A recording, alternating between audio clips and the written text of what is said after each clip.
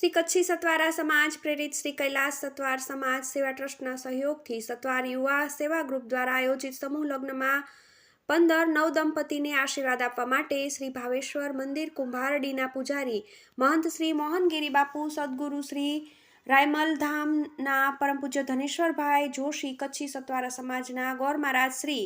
ભોગીલાલ મહારાજ, કચ્છી સતવારા સમાજના પ્રમુખ શ્રી એચ.કે. રાઠોડ, કચ્છી સતવારા સમાજના ટ્રસ્ટી શ્રી વસંતભાઈ સતવાર, પૂર્વ રાજ્યમંત્રી શ્રી વાસણભાઈ આહિર, સતવારા સમાજનું ગૌરવ એવા NSPIB કચ્છ શ્રી નરેશભાઈ કણજારિયા, કચ્છ જિલ્લા ભાજપના મહામંત્રી શ્રી ધવલભાઈ આચાર્ય, પૂર્વ ધારાસભ્ય શ્રી રમેશભાઈ મહેશ્વરી, અંજાર જમીન વિકાસ બેંકના ચેરમેન શ્રી મહાદેવભાઈ માતા, ગાંધીધામ શહેર ભાજપના મહામંત્રી શ્રી નરેશભાઈ ગુરબાની,